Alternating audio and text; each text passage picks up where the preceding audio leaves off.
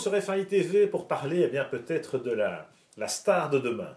Parce qu'on s'est rendu compte à Sepang, avec ce Grand Prix de Malaisie, que ce Max Verstappen, 17 ans et quelques, est vraiment, comment dire, c'est vraiment un talent exceptionnel parce que la manière dont il a géré cette course, les dépassements, la bagarre avec les Red Bull entre autres, mais même la technique de pilotage, la manière dont il a anticipé les dépassements, etc., c'est vraiment un vieux briscard, quoi. Il a conduit comme un vétéran. Oui, c'est très excitant, Pierre, parce que une fois de temps en temps, on tombe sur un talent exceptionnel et ça se sent et on ne demande que confirmation d'un sentiment bien profond qu'on avait déjà tout l'hiver.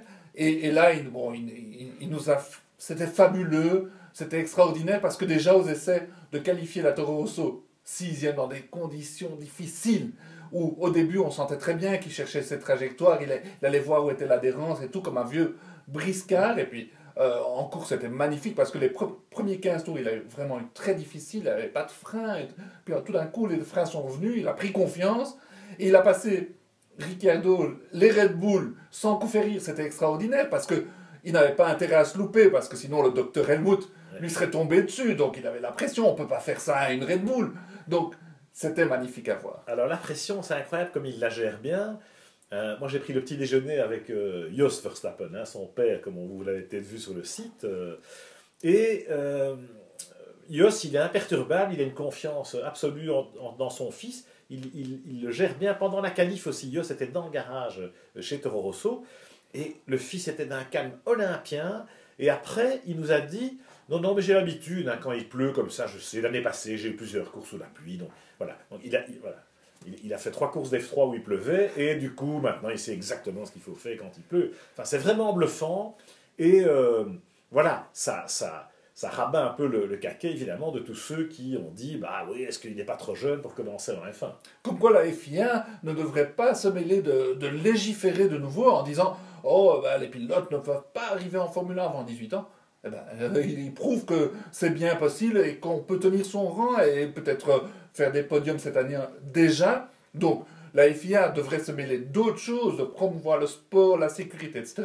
Mais pas légiférer à tout bout de champ. C'est vrai que c'est peut-être l'exception qui confirme la règle, Max Verstappen, mais bon, les exceptions ne doivent pas être bloquées par des règles un peu absurdes, parce que finalement, c'est Toro Rosso, c'est Red Bull, c'est Helmut Marko qui prend le risque, et s'il ne marche pas, ben, il ne marche pas, s'il n'est pas prêt, il n'est pas prêt, voilà. De là à dire qu'il est dangereux pour les autres, je crois qu'on a tout de suite compris que c'est exactement le contraire plutôt par rapport à d'autres jeunes pilotes moins jeunes, mais néanmoins parfois un peu plus fougueux ou plus sauvages. À propos de la FIA et des règlements, moi ce que j'ai pas aimé non plus dans le Grand Prix de Malaisie, c'est les commissaires sportifs qui pénalisent la moindre attaque, le moindre dépassement, le moindre contact en piste, alors que franchement, dans le cas des 2 Force India, on ne peut pas dire qu'il y ait l'ombre d'un acte volontaire. C'est vraiment des incidents de course. On a à l'attaque, on est limite à force de taper, de pénaliser, d'enlever des points, etc., sur ce stupide licence, de super licence à points, les pilotes ne vont plus jamais attaquer, ils vont attendre que ça se passe, ils vont, comme avant, on va se dépasser dans les stands. Oui, c'est vrai, c'est pas du tout normal, c'est pas bien, ce n'est pas juste. Pérez ne méritait pas d'être pénalisé, Hülkenberg non plus. Il faudrait trouver une cohérence dans les pénalités, parce que c'est vrai que quand il y a des gestes dangereux, il faut les pénaliser. Mais sinon, de grâce, laissez-les rouler, ce sont des pilotes professionnels, et laissez-les se bagarrer. Oui, alors les commissaires, qui sont donc conseillés par un ancien pilote, etc., bon, à Sepang, on se rend compte que l'ancien pilote, c'est Mick Doohan. Excusez-moi, mais Mick Doohan, avec 4 roues, moi je ne me souviens pas de Mick Doohan avec 4 roues. C'est quand même pas le même sport, quoi. Donc, la FIA, pour ça, sur ce terrain-là, je pense qu'ils devraient un peu revoir leur copie, parce que c'est vraiment pas crédible. Pour revenir à Toro Rosso et à la situation de ces petits jeunes, on parle de Verstappen, le nouveau Senna, mais Carlos Sainz, franchement, il n'a pas été ridicule du tout en course. Il est le seul avec Vettel à oser la stratégie à 2 arrêts, et franchement, il n'était pas loin du petit Max, la preuve, il termine lui aussi devant les 2 Red Bull. Non, et c'est bien que tu le notes, c'est que c'est effectivement, Sainz, chez Toro Rosso, ils ont pris vraiment du temps avant de le confirmer son baquet alors qu'il avait mérité en gagnant la World Series haut la main. Donc il méritait son volant. Maintenant, il prouve qu'il a sa place parce que ça fait 2 Grands Prix qu'il est dans les points.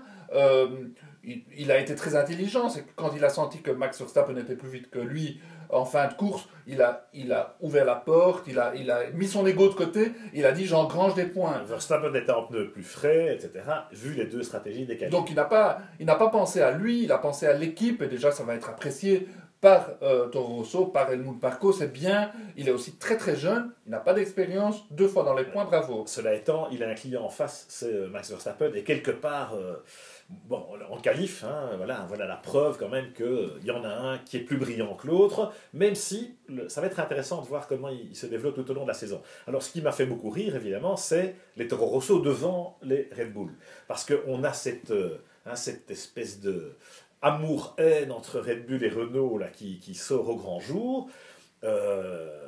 Christian Horner, Adrian Newey, qui brillait par son absence par ailleurs, hein, qui ont un peu facilement tendance à cracher dans la soupe en disant Renault nous plante. Mais là, on se rend compte que James Key et Toro Rosso font mieux que Red Bull, Hamilton, Keynes. Mais ça, on s'y attendait, hein, parce que James Key, il a toujours pondu des bonnes autos. Et là, chez Toro Rosso, une fois de plus, maintenant, enfin, il y en a vraiment une très très bonne. Hein. Ça se sent, la voiture est bonne, et ça donne des bons moyens de s'exprimer à ces 2 jeunes. Maintenant, chez Red Bull, ils vont quand même avoir difficile à jouer les petits points toute l'année. Hein, parce que ça, je ne peux pas imaginer l'ambiance Hamilton Keynes. Donc, y aura-t-il un divorce en fin d'année, ou même peut-être avant la fin de l'année? Moi, je pense qu'il arrivera parce que ça devient intenable. Entre Red Bull et Renault, c'est vrai que c'est limite risible. Et cette communication par médias interposés ou sur la place publique, alors ça c'est incompréhensible. On a eu une conférence de presse surréaliste avec Christian Horner et Cyril Abitboul. La situation où, soi-disant, Toro Rosso pourrait être acheté par Renault, et puis par ailleurs, Red Bull dit pique-pendre que Renault, enfin je veux dire, de Renault, on est vraiment dans du grand n'importe quoi. Et alors tu parles de divorce, en cours de saison c'est impossible, hein, il y a des contrats, etc. En principe ils sont liés jusqu'en 2017, mais on peut effectivement imaginer qu'il pourrait y avoir une situation politique qui explose, et c'est pas une bonne nouvelle pour la F1 parce que les plans B ne courent pas les rues, et de toute façon ça les obligerait à aller au bout d'un contrat, ou en tout cas au bout d'une saison, à contre-cœur, ou voilà, avec le frein à main tiré, ce qui n'est jamais une bonne nouvelle. D'un autre côté, on peut difficilement imaginer Carlos Ghosn supporter cette situation encore longtemps, où son client principal, ou son partenaire, parce que Red Bull est l'équipe officielle, cracher comme ça dans la soupe, être critiqué week-end après week-end, et être battu à plat de couture, c'est difficile à vivre pour une entreprise comme Renault.